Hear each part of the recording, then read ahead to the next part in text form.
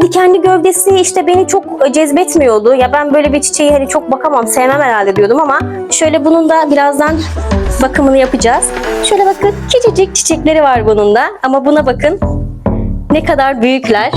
Bunu çok zedelemiyorum çünkü gerçekten toprağı diğer ektiğim bitkilere göre çok daha güzelmiş. Saksı değişimini yapmamamın bir sebebi de çiçekli dönemindeyken bitkilerimizin saksısını değiştirdiğimizde, toprağını değiştirdiğimizde. Merhaba arkadaşlar. Bugün sizlere Tayland milli, Europa milli olarak geçen türümüz ve yerli olan dikenler tacım ile karşınızdayım. Bu çiçeklerimizle ilgili genel bir bakım ve saksı değişimi yapacağız. Dikenler tacı hem estetik olarak çok güzel bir bitki hem de bakım açısından oldukça kolay. Gelelim bitkimizin bakımına. İlk olarak bu bitkinin neyi sevdiğinden başlayalım. Dikenler tacı ışığı çok sever. Özellikle parlak, dolaylı ışık olan yerlerde harika gelişirler. Doğrudan güneş ışığına da dayanıklıdır ama bugünün en sıcak saatlerinde çok fazla güneş altında kalırsa yapraklarında hafif yanıklar görebilirsiniz. Yani çok aşırı sıcaklarda dikkat ediyoruz sadece. Ama siz çiçeğinizi alıştırdıysanız eğer direkt güneş ışığına ondan da herhangi bir şekilde kötü etkilenmeyecektir. Sulama konusunda ise toprağının tamamen kurumasını beklemeniz gerekiyor. Sularken iyice su verin ama suyun saksıda birikmemesine dikkat edin. Çünkü bu köklerin çürümesine yol açar maalesef. Aşırı sulama bu bitkinin en yaygın düşmanlarından biri. O yüzden mutlaka toprak kuruduğunda sulama yapın. Sulama işleminiz her zaman kontrollü olsun. Bu bitkimiz ışığı sever arkadaşlar. Soğuk ve cereyanlı ortamlarda ona iyi gelmez. Eğer dışarıdaysa ve havalar soğuyorsa içeriye almanız gerekir. Eğer dışarıdaysa ve havalar soğuyorsa içeriye almanız gerekir. Dış ortamda soğuktan, don olayından korunmalı. İçeriye almak istemiyorsanız da iç kısmında sütlü bir bitki olduğu için kötü etkilenir bu arkadaşımız. Yer değiştirmeyi de sevmez, hassastır. Kışın içeriye alma durumunda yaprak dökümü yapıyor. O yüzden ben biraz daha erken almaya çalışıyorum. Tam böyle soğuklar başlamadan o iki aradaki farklılığı evin içerisinde çok fazla fark etmemesi için biraz daha erken dönemlerde almaya çalışıyorum içeriye. Dışarıda bırakmanıza da herhangi bir problem yoktur. Eğer ki böyle çok soğuk ve don olaylarının olduğu bir yerde değilseniz dışarıda da durabilir. Hatta soğuğu aldığı zaman ilkbahar ve yaz döneminde çok güzel çiçekler açacaktır ama ben şimdi kışın yaprak dökümü yapacağı için dışarıda. O yüzden ben onun böyle sap, direkt dikenli görünüşünü sevmediğim için bu yüzden ben içeriye almayı tercih ediyorum. Toprak seçimine gelirsek iyi direne olan toprakları tercih edin. Yani suyu tutmayan, çabuk kuruyan topraklar. Kaktüs toprağı gibi karışımlar kullanabilirsiniz. İçerisine ben şimdi torf, biraz da bahçe toprağı da ekledim. Ondan da memnun olur çünkü. Ve içerisine yumurta kabuğu, toz tarçın, birazcık da kül ekledim arkadaşlar. Kil bilyesi de kullanıyorum ben ama şimdi kil bilyesi eklemedim. Bahçe toprağını biraz daha fazla kullandım. Bir de solucan gübresi de ekledim. Onun için solucan gübresi ona çok güzel bir şekilde verim katacaktır. Peki dikenler tacımız neyi sever? Bu bitkiyi güneşi çok sever. Ne kadar çok ışık alırsa o kadar çok çiçek açarlar. Özellikle pencere kenarları veya bol ışık alan balkonlar bu bitki için harika yerler. Bunun yanında sulamayı doğru yaparsanız, yani aralarda toprağın tamamen kurumasına izin verirseniz bitkileriniz size uzun yıllar eşlik eder. Ayrıca çok fazla ilgi gerektirmemesi nedeniyle de bakımı kolay bitkilerin arasındadır. Biz biraz ihmal ederseniz bile fazla sorun çıkartmıyor. En sık karşılaşılan sorunlardan biri sarı yapraklardır. Bu genellikle aşırı sulamadan, yer değiştirmeden dolayı olur. Toprak iyice kurusun. Yani benim uyguladığım yöntem bu. Ben böyle mutlu olduğunu fark ettim. Bu yüzden toprağın tamamen kurumasını bekliyorum. Ondan sonra sulama yapıyorum. Şu an ekranda gördüğünüz gibi bitkim artık dallarını aşağıya indirdi. Artık susadığının farkındayım. Ama ben de ne zamandır toprak değişimi için bekliyordum ve uzun süre o yüzden sulamasını yapmadım. Nemli olmasını istemedim toprağının. Çünkü toprak değişiminde bu sefer toprak nemli olursa köklerine zarar verebiliyoruz. Bu yüzden ben tamamen kuru olmasını bekledim. Şimdi hem saksı değişimini yapalım hem de bitkimize, tabii benim bu bitkimi alalım çok uzun süre oldu. Ama toprak değişimi, saksı değişimi, toprak değişimini yapmamıştım. Eve alışmasını bekledim. Biraz fazla beklemişim sanırım. Bahar dönemini çok oldu geçeli. Ama anca zaman buldum diyebilirim. Şimdi hem toprak değişimini yapalım hem de bitkimizi ilk aldığımız gibi düşünelim ve neler yapıyoruz onu da hem konuşalım hem uygulayalım. İlk aldığımız dikenler tacını eve getirdik. Seralarda, iç ortamlarda olduğu için evimize getirdiğimizde onu önce ev içerisinde güneş görmeyen dolaylı ışık alabilir. Bu şekilde konumlandırıyoruz. Ve toprak saksı değişimini yapmıyoruz. Hatta ben sulamasını da yapmıyorum. Yani zaten oralarda veya mesela pazardan bile veya işte marketlerden bile alsak toprağını fark edersiniz hep nemli oluyor. Yani kuru olduğunu fark ettiğimde dahi en aşağı 2-3 gün sulama yapmıyorum. O hem susasın, susadığı esnada da suya ihtiyaç duysun evimin içerisinde. O sulamasıya su ihtiyacını ben kendi evimde hem evime alışırken yapayım hem de sulamasını kendim yapayım. Bu yüzden iyice susamasını bekliyorum. Ve dediğim gibi toprak ve saksı değişimini yapmıyoruz. Hemen sulamasını yapmıyoruz. Evimize alışmasını bekliyoruz. İyice susamasını sağlıyoruz. Ondan sonra yavaş yavaş alıştırarak pencere önüne koyabiliyoruz. Yani yaz ayında dışarıya çıkartabilirsiniz. Direkt güneş görmeyecek şekilde. Yavaş yavaş işte birazcık dolaylı ışık alsın. Birazcık işte ondan sonra dönem işte direkt güneş ışığına da verebilirsiniz. Sadece bu aşırı yaz sıcaklarına direkt güneş almasını ben pek tavsiye etmiyorum. Bunu yapmamızdaki amacımız çiçeğimizin şoka sokmamaktır. Strese girmesini engellemek içindir. Aldığım saksımı öncelikle çok zarar vermeden şöyle birazcık sıkıştıralım. Toprağı biraz hareketlensin. Eğer ki bakarız şimdi. Çok fazla toprağında problem yoksa çok yerinden etmeyiz onu. Hoppa. Zaten bayağı bir susadı. Dallarının aşağı inmesinden belliydi. Toprağın köklerini de bayağı güzel doldurmuş.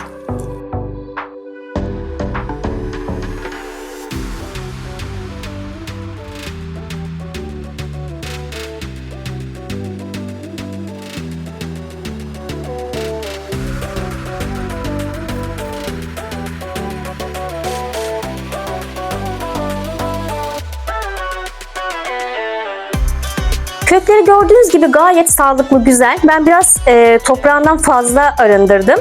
Herhangi bir işte börtü böcek vesaire bir şey varsa diyerekten biraz fazla inceledim ama şu anda herhangi bir şey görmediğim için şöyle toprağıyla birlikte dikim işlemini yapıyorum.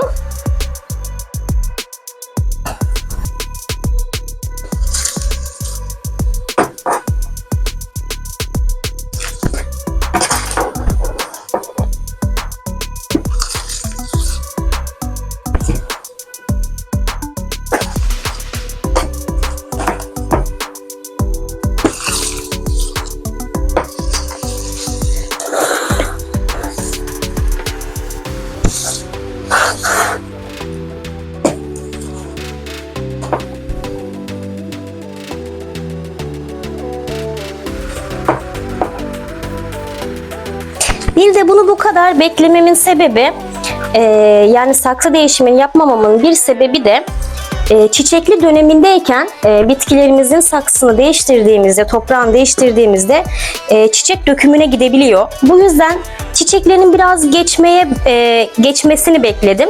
Zaten renklerinin artık birazcık daha solduğunu görebilirsiniz. Bu yüzden birazcık daha bekledim. Hem çiçekleri birazcık daha geçmeye başlasın. Bu yüzden birazcık geç bıraktım saksı ve toprak değişimini.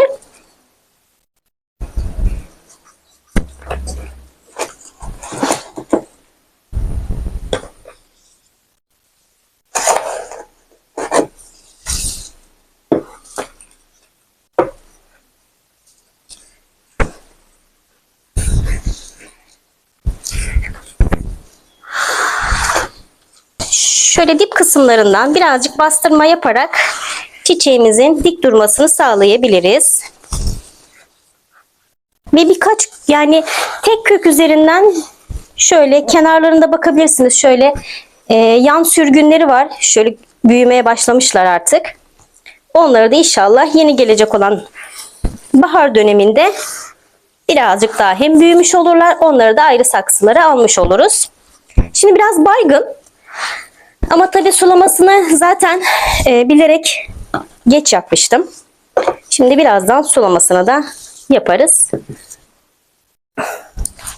Ve biliyorsunuz şu Tayland millilerin çiçekleri bakın ne kadar büyük. Bayağı görsel olarak güzeller. Şuna bakın bir de mesela. Bu da normal yerli olandan. Şöyle bunun da birazdan bakımını yapacağız. Şöyle bakın küçücük çiçekleri var bunun da. Ama buna bakın ne kadar büyükler. Yanlarını yan yana aldığımda görebiliyorsunuz. Hatta bu birazcık daha böyle, şunlar böyle tek tek top halinde açıyor. Ama şunlar bir çiçeğinin üzerinde bakın şöyle kat kat üzerinde açabiliyorlar. Sulamasını da yapalım. Can suyumuzu verelim.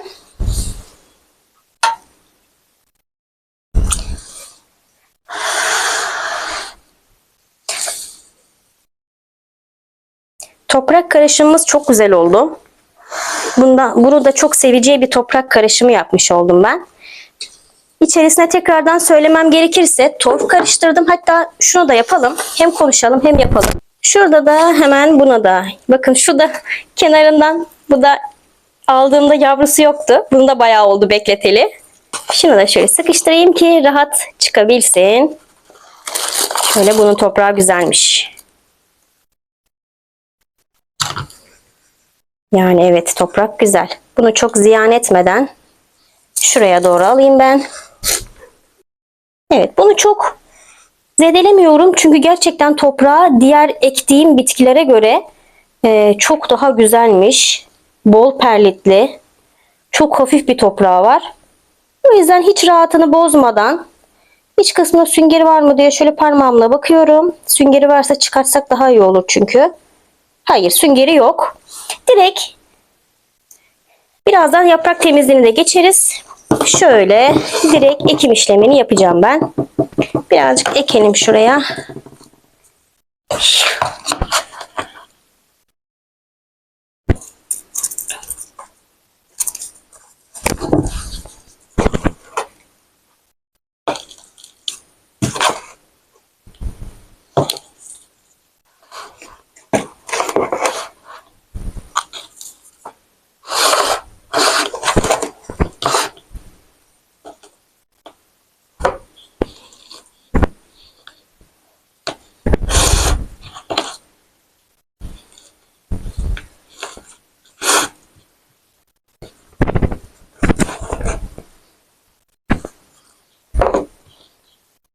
Ekim işlemimi yaptım. Şimdi bir de şu üzerinde kuruyan dalları, kuruyan yapraklar ve çiçekler varsa onları da alalım ki bitkimiz yorgun düşmesin. Enerjisini yeni verecek olan yapraklarına ve dallarına versin. Çünkü bu işlem de tüm bitkilerimiz için gerçekten önemli bir husus. Şurada küçücük daha bu kurumamış. Tekrardan toprağımın içerisinde neler var kısmına gelecek olursak, toprağımın içerisinde torf var.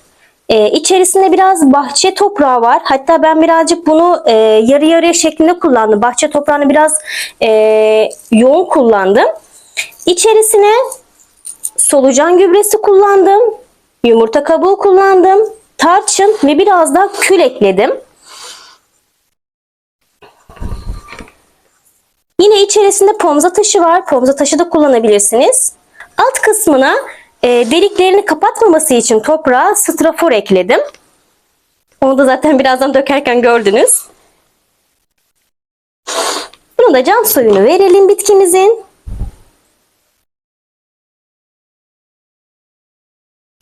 Şurada şunları da isterseniz atmayıp içine de atabilirsiniz. Şöyle şu kuruyan kısımları. Ben sap kısımlarını koymuyorum bunların. Sap kısımlarını çünkü kışın toprağın içerisinde çok fazla nemli kalınca küf yapabiliyor. Ama şu çiçekli kısımları, kuruyan yaprak kısımlarını atabilirsiniz. Şu yeşil kısımları atmıyorum genelde içerisine. Hatta bazıları, şimdi bunun çiçekleri acayip küçüktü yani. Çok çok küçüktü. Hatta ben internette görmüştüm. Bir hani araştırdığımda, okuduğumda şey demişti. Mesela şunlarda şu uç kısımları yeni açtığında yeşil açıyor. Yani kışın böyle çok güneş görmediği ilk başta yeşil açıyor şöyle. Daha sonra bunlar güneşle beraber kızarıyor. Ve şu uç kısmında, hepsinde değil, bazen şurasında hafif böyle bir uzantı oluyor. Oradan da yeni bir filiz, yeni bir dal verebiliyor. Hafif böyle dikenli bir şekilde. Ben bununla hiç karşılaşmamıştım. Hiçbir dikenler tacımda böyle bir şeyle karşılaşmamıştım. Ama şu bitkimde ona benzer bir şey gördüm. Oradan şu uç kısmından yeni filizler vermeye başlamış. Mesela bakın, şunu şöyle şurada göstereyim size. Şurası çiçeklerinin olduğu kısım, şu kısım. Şu çiçeklerinin bittiği yerde artık baş kısmında yeni bir filiz vermiş, bakın şurada. Ama tabii ben bunu geç fark edip de sap kısmı kuruduğu için bu buradan beslenememiş. Böyle bir kısım gördüğünüzde sap kurumadan şöyle ayırabilirsiniz o kısmı. Şöyle. Bunu da tekrardan dikebilirsiniz. Bu olacağını düşünmüyorum ama tabii hiçbir şekilde hiçbir bitkimizde ümidimizi kaybetmiyoruz. Hepsi bizim veli nimetimiz.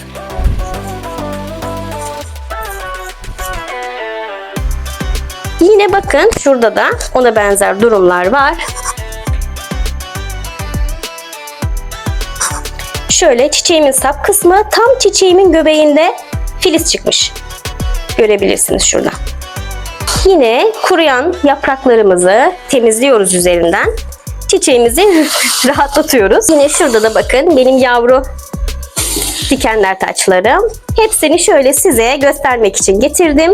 Dikenler tacını önceden sevmezdim. Daha sonradan bana artık ne olduysa bu çiçeklerin hastası oldum. Tüm renklerinden ister hale geldim. Yani çarşıda, pazarda, markette ya diyorum bunun benim rengimden, bu türden bende yok, bunun renginden bende yok diyerekten başından ayrılamıyorum gerçekten. Yani ilk başlarda onun o dikenli gövdesi beni çok cezbetmiyordu. Ya ben böyle bir çiçeği hani çok bakamam, sevmem herhalde diyordum ama yani sevmem diyenden korkacaksınız herhalde. Özetle dikenler tacı hem bakımı kolay hem de çok hoş bir bitki. Eğer hem kolay bakım isteyen hem de güzel çiçekler açan bir bitki arıyorsanız kesinlikle dikenler tacını öneririm. İzlediğiniz için çok teşekkürler. Eğer videoyu beğendiyseniz beğen butonuna basmayı ve kanalıma abone olmayı unutmayın. Bir sonraki videoda görüşmek üzere. Hoşça kalın.